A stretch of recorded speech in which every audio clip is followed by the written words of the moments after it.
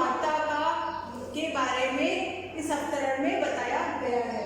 ठीक है, तो इसमें परशुराम जी बहुत क्रोधित थे अपने शिव धनुष टूटने से, क्योंकि वो गुरु मानते थे, परम पूज्य थे उनके लिए, और वह क्रोधित होते हुए सभा में आते हैं। तब लक्ष्मण और परशुराम के बीच जो वार्तालाप होती है वही इस अवतरण में दिया गया है। अब इस अवतरण में 5वें में परशुराम जी लक्ष्मण और विश्वामित्र की भी वार्तालाप है कि उनकी बात को शांत करने के लिए विश्वामित्र बीच में आते हैं और संभालते हैं, संतुलन का कार्य कर रहे हैं विश्वामित्र। तो अब मैं इसकी व्याख्या प्रारंभ करने जा रही हूँ। तुम्हें तो कालू हाक जमीनावा, इसमें लक्ष्मण परशुराम जी से कह रहे हैं तुम्हें तो तुम तो ऐसे लग रहे हो, कालू यानी मृत्यु को, हाक यानी आवाज देकर बुलाना, हाकना, पुकारना, जनु यानी जानबूझकर, लावा यानी बुलाना।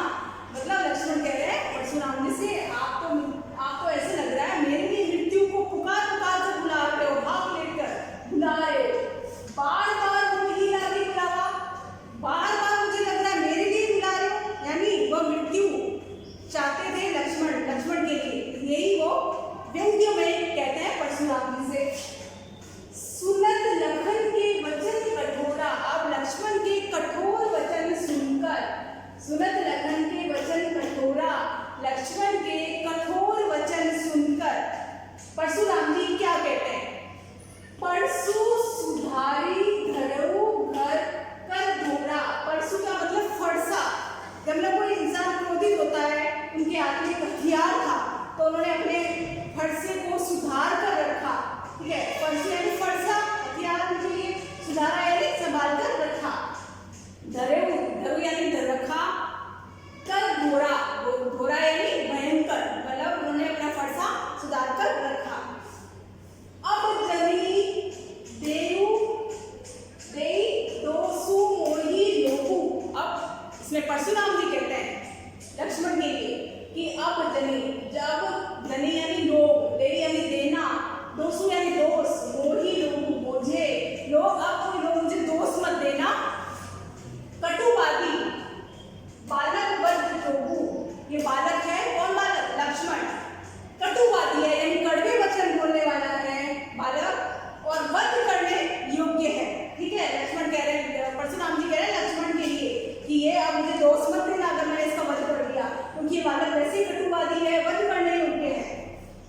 बालक विलोकू, मैं बहुत बाचा, बाचा यानी बचाया, बालक समझकर, बोलकर, बहुत में बाचा, मैंने इसको बात बहुत बचाया है। अब यहू मरनिहार सा साचा, अब यह मरने लायक भा साचा, सच में, अब यह मरने लायक कार्य कर रहा है सच में। ठीक है, अब विश्वामित्र बीच में आते हैं। परशुराम जी के क्रोध को भड़कता हुआ देखकर विश्वामित्र बात का संभालने की कोशिश करते हैं। कौशिक विश्वामित्र का नाम है। कहा क्षमी अपराध, विश्वामित्र कहते हैं कि हे परशुराम जी मेरे अपराध को क्षमा करें। बाल दोष गुण गलिए ना साधु, बालकों का दोष गुण साधु सन्यासी नहीं गिनते हैं, मतलब बालक उद्दंड होते हैं, समझदार नहीं होते, उनकी समझ नहीं होती है, तो कहते हैं कि बड़े मुनि श्रेष्ठ जो होते हैं, समझदार जो इंसान होता है, बालकों का ज्यादा दोष या गलती को माफ कर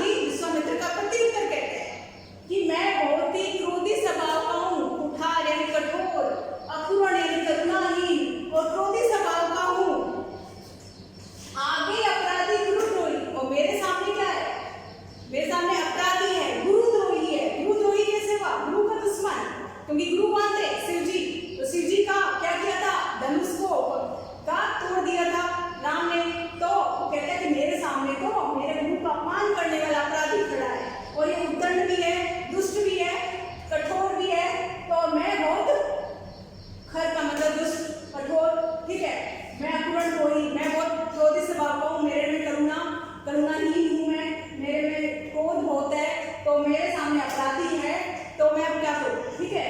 तो उत्तर देकर छोड़ो ही बिन मारे, मैं इसको सिर्फ उत्तर देकर छोड़ रहा हूँ, छोड़े हुए यानी छोड़ रहा हूँ, बिन मारे बिना मारे। केवल कौशिक, केवल कौशिक यानी हे विश्वामित्र, केवल शील यानी स्वभाव, आपके शील स्वभाव को देखकर मैं लक्ष्मण को छोड़ रहा हूँ उत्तर देकर ही।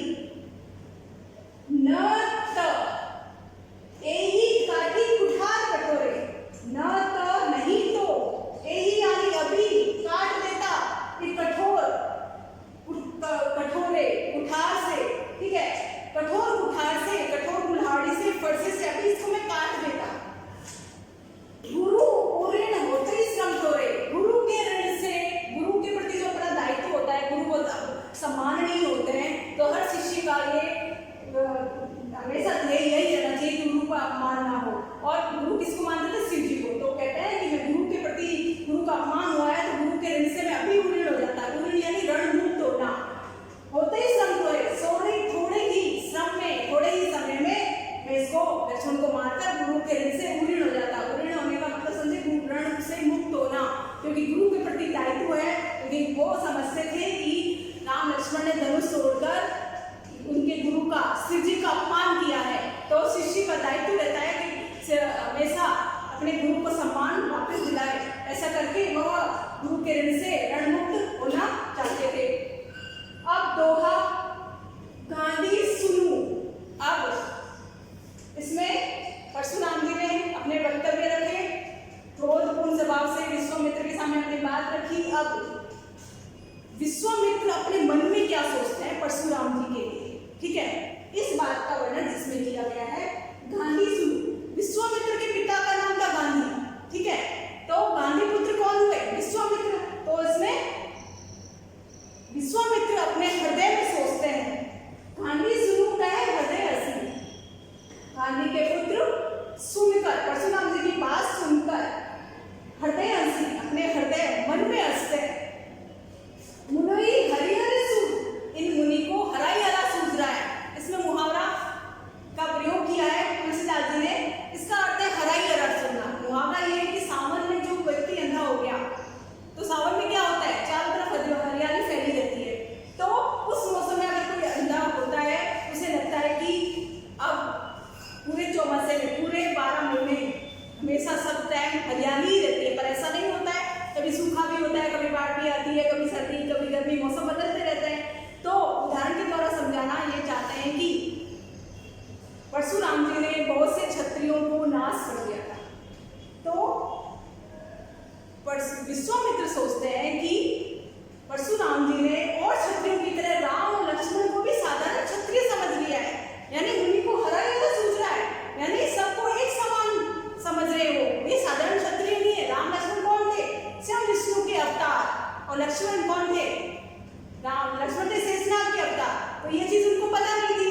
तो विश्वामित्र हृदय हंसते हैं कि मुनि को तो अपने हरा ही हरा सूझ रहा है, यानी हमेशा वह सबको समान समझ रहे हैं, क्षत्रियों को सबको समान एक साथ समझ रहे हैं, जबकि ऐसा नहीं है। राम लक्ष्मण एक वीर योद्धा भी थे, महान क्षत्रिय भी थे, और वह अपनी वीरता से सब कुछ, पूरी ब्रह्मांड को जीत सकते थे, इतनी क्षमता उनमें थी। तो विश्वामित्र सोचते हैं, अय में खांड न उख में। अय में खांड यानी लोहे से बनी तलवार। अय में का खांड का मतलब है लोहे से बनी तलवार। खांड का इसमें दो अर्थ है। खांड का अर्थ तलवार भी है, और खांड का अर्थ गन्ने से बनी शक्कर भी होता है, ठीक है। इसमें खांड का दो अर्थ हुआ है। तो विश्वामित्र मन में सोचते हैं कि परशुराम जी जिसे गन्ने से बनी शक्कर समझ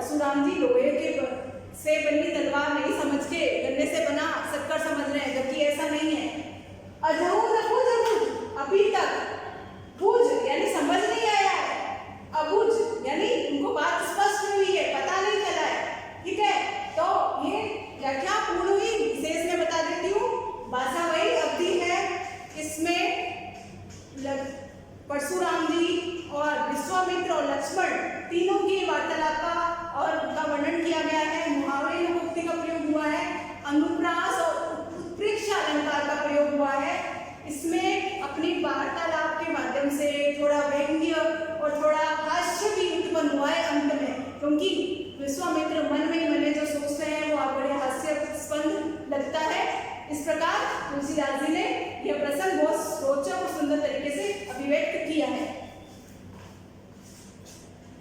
ये अंतिम अवतरण मैं पढ़ाने जा रही हूँ राम लक्ष्मण परशुराम संवाद का, तुलसीदास जी द्वारा रचित रामचरितमानस से लिया गया है।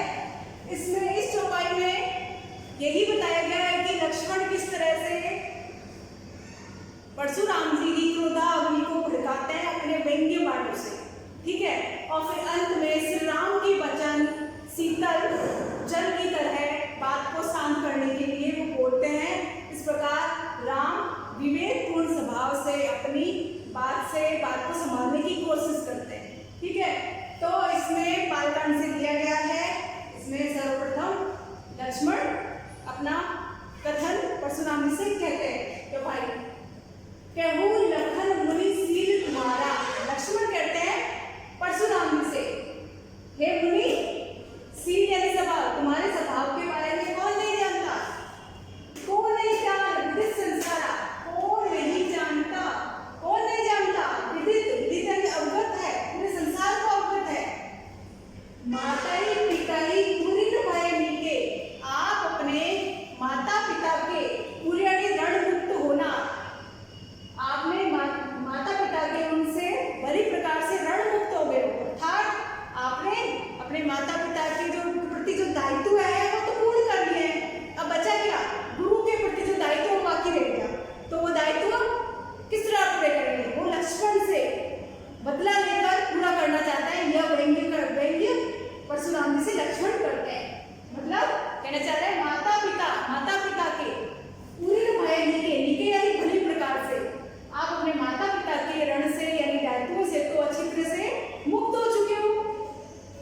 गुरु ऋणु यानी गुरु का ऋण रहा, सोचो पढ़ के आप सोच रहे हो गुरु का ऋण बाकी रह गया, मतलब गुरु के प्रति उनका जो दायित्व है वो अभी पूरा नहीं हुआ, तो आप सोच रहे हो तो बहुत बढ़ गया है, अब मैं क्या करूं, वो कैसे निकलेगा, गुरु के अपमान का बदला लेकर अपमान का बदला कैसे लेंगे, लक्ष्मण से। सो जनो हमारी बातें काटा, सो यानी इसलिए जानबूझकर, यह जानकर हमरे यानी हमारे माथे यानी हमारे सिर पर काढ़ा यानी निकालना चाहते हो, यानी गुरु का बदला, अपमान का बदला मेरे से लेना चाहते हो, गुरु के प्रति ऋण मुक्त होना चाहते हो, सब कुछ मेरे ऊपर से निकालना चाहते हो। दिन चली गए, दिन काफी चले गए हैं, ब्याज बढ़ पाया, आप सोच रहे हो ब्याज बहुत बढ़ गया है। ये व्यंग्यपूर्ण बात ये आक्षेप के रूप में लक्ष्मण परशुराम से अवगत करा रहे हैं। अब आनिए, अब आकर व्यवहारिया क्या होता है, हिसाब किताब करने वाला, बोली अब आकर व्यवहारिया यानी हिसाब किताब करने वाले को बुला लीजिए। तुरंत देखो मैं थैली खोली, मैं तुरंत देकर थैली खोल कर दे देता हूँ, क्या दे देगा, मतलब गुरु के ऋण से रणमुक्त होना चाहते हो तो जो भी चाहिए हिसाब किताब वाले को बुला लो, मैं अभी आपका सवाल पूरा कर दूंगा, पैसे से जो भी चाहिए मैं थैली खोल कर अभी आपको दे देता हूँ, अगर मेरे से हिसाब किताब चुकता करना है तो। व्यंग्य कर रहा है एक परशुराम जी से लक्ष्मण। सुनी कटु वचन कुठार सुधारा, लक्ष्मण के कटु यानी कड़वे वचन सुनकर परशुराम जी ने अपनी कुल्हाड़ी सुधार कर रखी। अब आप कहोगे कुल्हाड़ी सुधारने का क्या मतलब है, सुधारने का मतलब उठा के खुद सभा में ही ऊपर रखना, ठीक है। हाय हाय सब सभा पुकारा, अब जो सभा में सब राजा महाराजा सब आमंत्रित थे, सीता स्वयंवर चल रहा था, तो सभा में हाहाकार मच गई कि अब क्या होगा। हाय हाय सब सभा हाहाकार कर पुकारने लगे कि अब रोको, इन दोनों को रोको, ये क्या हो रहा है, ठीक है। रघुवर परसु देखा वही मोही, लक्ष्मण कहते हैं रघुवर रघुवंश के मुनि, परसु यानी फरसा, देखा बहु दिखा रहे हो, वही यानी मुझे, आप मुझे बार बार अपना फरसा दिखा रहे हो। विप्र विचारी, विप्र का मतलब ब्राह्मण समझकर, विप्र का मतलब ब्राह्मण होता है, विचारी यानी समझकर, बचो न द्रोही, ये राजाओं के द्रोही, राजाओं के दुश्मन थे। दुश्मन किससे कैसे थे ये मैंने बताया था, सहस्रबाहु जो कि उनका दुश्मन था, जो क्षत्रिय था, राजा था, उनके वंश का नष्ट करके उन्होंने ब्राह्मणों को दान में दे दिया था, इसलिए वो राजाओं के दुश्मन कहलाते थे कि हे ब्राह्मण समझ रहा आपको बचा रहा हूँ, हे द्रोही राजाओं के दुश्मन मैं आपको बचा रहा हूँ, आपने बहुत ब्राह्मण समझा मैंने आपको, आप मुझे बार बार फिर से दिखा रहे हो। मिला है ना कबू, मिला नहीं है कभी भी। सुहट यानी महान योद्धा, रण यानी युद्ध भूमि, गाड़े यानी युद्ध भूमि में। हे मुनिश्रेष्ठ, आपको कभी भी ऐसा महान योद्धा रणभूमि में नहीं मिला होगा अब तक। द्विज देवता, हे ब्राह्मण देवता, द्विज का मतलब ब्राह्मण देवता। घरई के बाड़े, आप अपने आप को घरई के बाड़े कहावत है, यानी घर में ही अपने आप को बड़ा समझना। आप अपने आप को घर में ही बड़ा समझ रहे हो, यानी कहते युद्ध भूमि में अपनी वीरता दिखाओ। अपने मुंह से अपनी क्या तारीफ कर रहे हो, अपने आप को घर में बड़ा समझ रहे हो। आ जाओ युद्ध करना, तो युद्ध भूमि में अपनी वीरता दिखाइए। द्विज देवता यानी ब्राह्मण देवता, आप अपने आप को घर में ही बड़ा समझ रहे हो। अनुचित कहे,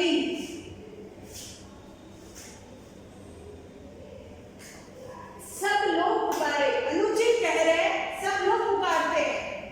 रघुपतु सैरी लक्ष्मी नवारे, अब सब सभा में आपस में बातें होने लग गई, हाहाकार मच गया कि अनुचित हो रहा है, अनुचित हो रहा है। तो सब लोग पुकारने लगे। अब ऐसे में इस झगड़े को शांत करने के लिए राम बीच में आते हैं। राम का स्वभाव बहुत शांत, विवेकशील था, समझदार थे। वह लक्ष्मण की तरह ज्यादा क्रोध नहीं करते थे। तो उन्होंने किस तरह बात को संभाली देखी। रघुपति यानी श्री राम, शयन ही यानी आंखों के इशारे से लखनऊ नवारे, लखनऊ यानी लखन को, नवारे यानी रोकते हैं। कई बार चुप रह के आंखों के इशारे से वह अपनी बात अपन कह सकते हैं, स्पष्ट कर सकते हैं। तो क्योंकि लक्ष्मण अपने भ्राता बड़े भाई को बहुत सम्मान देते थे, तो आंख के इशारे से ही वो चुप हो जाते हैं। तो किस तरह से राम लक्ष्मण को चुप करते हैं। रघुपति सैरी यानी आंखों के इशारे से, लखनऊ नवारे लखन को रोकते हैं, बात को बढ़ने से रोकने की कोशिश राम करते हैं। ये चौपाई खत्म। दोहा, लखन उत्तर आहुति सरिस। अब इसमें लक्ष्मण के उत्तर थे आहुति के समान थे। आहुति क्या होती है? जब तपोवन का यज्ञ होता है उसमें आहुति देते हैं अपन, घी वगैरह की, तिल वगैरह की, तो उसमें अग्नि एकदम से भड़क उठती है।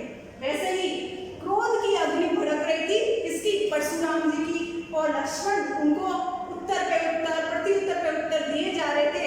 तो परशुराम की क्रोध अग्नि तपोवन के यज्ञ के समान भड़क रही थी। लक्ष्मण उत्तर आहुति सरिस, लक्ष्मण का उत्तर आहुति के समान था, यज्ञ में आहुति देना। सरिस यानी समान। रघुवर प्रभु प्रसाद, रघुवर यानी रघु के वंश के परशुराम जी, यानी क्रोध, प्रसाद यानी अग्नि, रघुवंश मुनि के परशुराम जी के क्रोध रूपी अग्नि, प्रसाद यानी अग्नि, अग्नि में आहुति का काम कर रहे थे। अग्नि में कोई तेल या और कोई चीज जब तपोवन में कुछ आहुति डाली जाती है तो अग्नि एकदम से भड़क उठती है। वैसे ही रघुवर का क्रोध रूपी अग्नि भड़क रही थी, उसमें लक्ष्मण जो प्रत्युत्तर दिए जा रहे थे, व्यंग्यवाणी से वार किए जा रहे थे, वह आहुति के समान थे। यानी परशुराम जी का क्रोध और ज्यादा भड़क रहा था। बढ़त देखी जल संवचन, अब बात को बढ़ते हुए देखकर श्री राम मधुर वाणी से बोलते हैं। तो बात को बढ़ते देखकर राम के वचन जल के समान थे। अग्नि में जब जल निकल जाता है तो अग्नि शांत हो जाती है, वही वचन श्री राम ने बोले और परशुराम की अग्नि, क्रोध रूपी अग्नि शांत होती है। बोले रघुकुल भानु, रघुवंश के भानु, भानु यानी सूर्य। अब इसमें श्री राम ने बात को संभाला और किस तरह से बात को शांत किया। इस प्रकार ये अध्याय हमारा पूर्ण होने जा रहा है। विशेष मैं बता देती हूँ, इसमें अवधि भाषा का प्रयोग किया गया है, छंद है, दोहा और चौपाई, दोनों की गति और यति एकदम उचित है। मुहावरों का प्रयोग हुआ है, तत्सम तद्भव शब्दों का प्रयोग हुआ है। किस तरह से परशुराम की क्रोध आवेगपूर्ण अग्नि को लक्ष्मण व्यंग्य बाणों से भड़काते हैं और इसमें सब पात्रों का चरित्र चित्रण और उनका स्वभाव मुखर होकर सामने आया है।